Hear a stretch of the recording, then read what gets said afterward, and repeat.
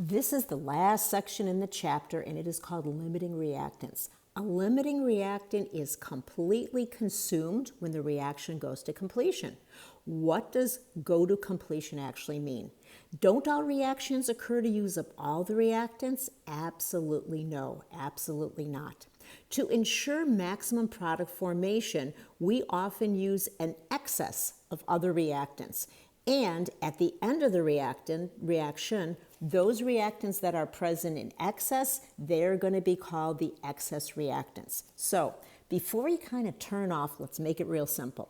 Limiting reactant is the one that used first. Excess reactant is the one that remains. Before we do some math, think about a bicycle. If we have a bike and we have 4 wheels and 2 frames, we will make 2 bicycles. But what if we have those same 4 wheels and only 1 frame? We will have only 1 bicycle. The limiting species in this is the frame. Same thing, chemical reaction. Now, students struggle with this, so I wrote everything down and I want to talk you through. We want to know how much ammonia can be made if we start with 3 moles of nitrogen and 6 moles of hydrogen. We're going to use step 2 from our stoichiometric calculation. We put the 3 moles of nitrogen, we put the 6 moles of hydrogen. We look at the balanced chemical equation and use the stoichiometric coefficients in each of the spots, just as we did in our other calculations, and we find that nitrogen will give us 6 moles of ammonia, whereas hydrogen will only give us 4 moles. Since this is the smaller number, we say that hydrogen is the limiting reactant. And nitrogen by default becomes the excess. It is not harder than this. The numbers become a little bit more difficult to work with. You may have grams instead of moles, but this is the method that you use for a limiting reactant. So you can also use something called a BCA table. And I think of it, you still have to do some of the same things. I would suggest that you use one of the calculations on the first page. I usually do them both. I find out which is the smaller number, and I already know at this point that hydrogen would be my limiting reactant. Note, all of the limiting reactant is going to use up, and note that the ratio of nitrogen to hydrogen is 1 to 3, but since we have a 6 for the hydrogen, we can say it 2 to 6. So let's look at this BCA table and walk you through. We start with the initial quantities. Nitrogen is at 3 moles, hydrogen is at 6 moles, and we always make the product in chapter 3 as 0 moles. Then in terms of the change, we did our calculation. We know that hydrogen is the limiting reactant and all of it goes away. If all of it goes away, we have our ratio to let us see how much of the other reactant leaves, and that would be 2 moles. Since 2 moles are leaving and we started with 3, we actually have 1 mole left. Okay, so that's really how you set one of these tables up. You can come at it from another direction, but I had to come up with a way to show you today. We already calculated that 4 moles of ammonia would form, and the only way to go from 0 to 4 is to have those 4 moles made. Now again, you can use a BCA, you can use a math calculation. Both of them are going to give you the exact same answer. So notice on the bottom it says how much N2 remains. It is 1 mole. We'll go deeper into that with numbers in a little bit.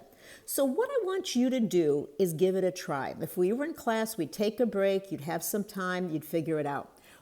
I want you to make a BCA table for this problem working with moles in the production of water from hydrogen and oxygen. And work these.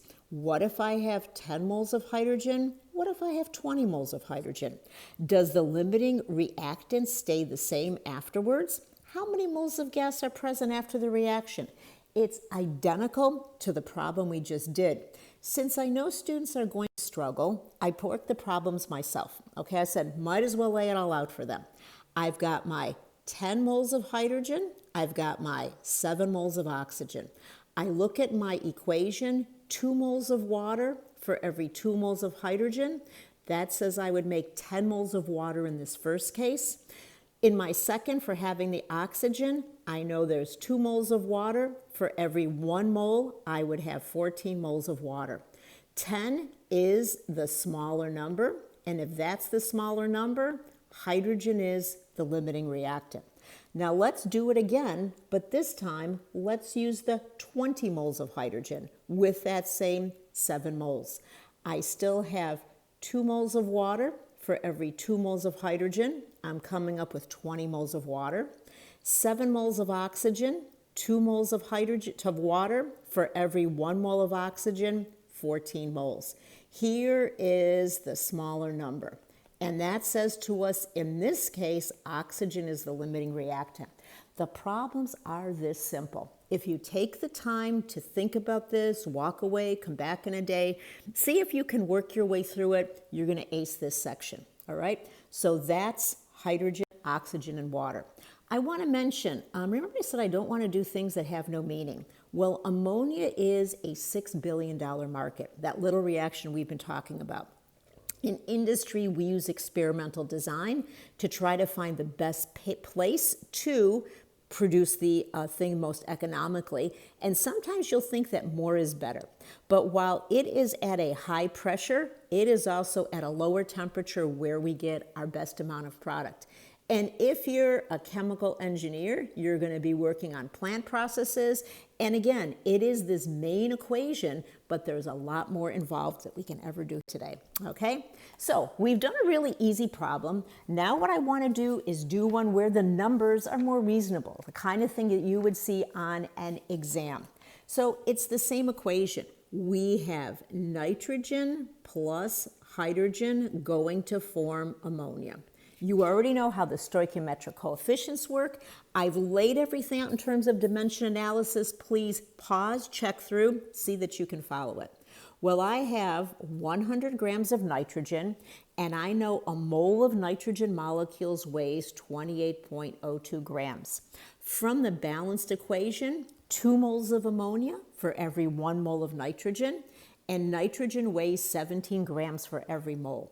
That says that 100 grams of nitrogen would give me 122 grams of ammonia. I'm going to do the same thing with the hydrogen.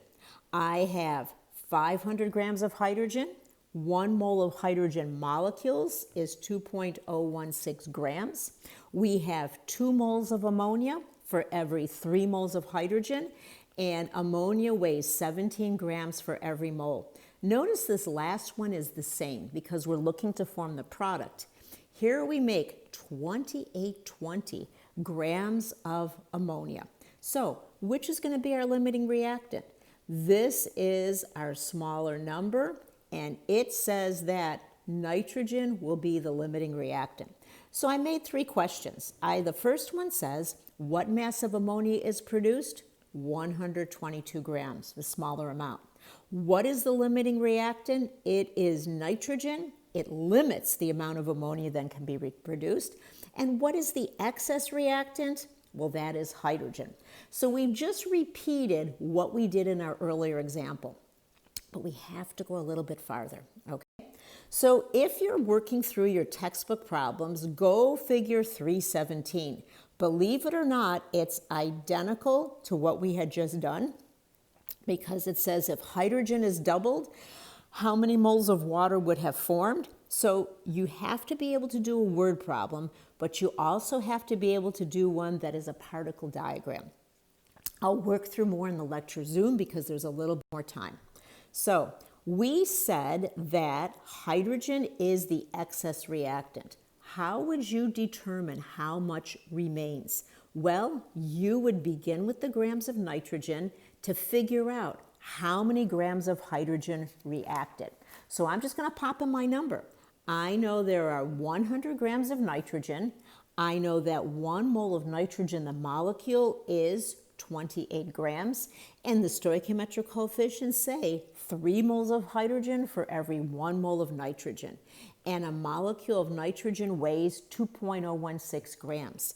It says that only 21.6 grams of hydrogen actually reacted. So we're trying to find out how much of that excess remains. We will take our initial amount, we will subtract from it the amount that has been used, and we will come up with the excess. Okay, so that's the formula you use. It's not very complicated. Initially, we had 500 grams. We used a paltry 21.6 grams, and that leaves us with 478 grams excess H2. And I'll be brutally honest, a lot of the midterm questions are not going to ask you for any of the things we've already calculated. They're going to ask you, what is the excess reagent and how much of it remains? So again, please practice. This is one of the hardest sections we have in the entire midterm coming up, and it does take time, especially if it's new, for it to sink in.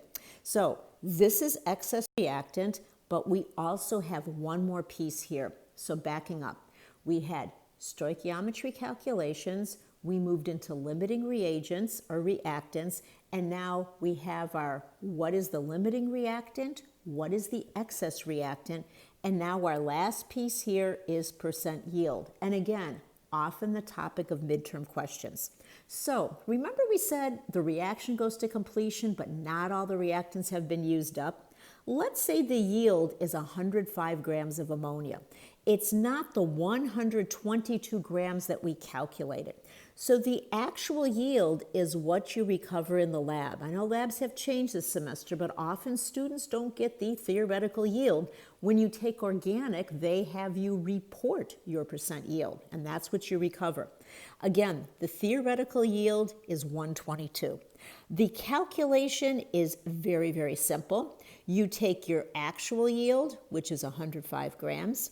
You divide that by your theoretical yield, which is 122 grams. You multiply by 100, and you come up with 86.1%. Each of these steps are potential midterm questions. And again, it's the basis of general chemistry. You will use this in a lot of the chapters that follow. What I have left? Well, these are the practice midterm questions. They are challenging. Talking with students, unless you've done a lot of this, every time you look at a question, it seems like it's a brand new question. But you can trace each of these back to what we've just talked about in this section. And please don't forget the particle diagrams. Practice with them also, which is why I chose Alex. Alex had more particle diagrams than in BLB, which only would have like a handful. Well, that's it. It's the end of chapter 3, the end of the material for midterm 1. And a little bit of caution. People do well on midterm 1 in chapter 1. They do decent in midterm 2. But chapter 3, when we hit the moles, I don't know, there's often problems. So forewarned is forearmed. Try your best. Please ask questions because we're here to help you.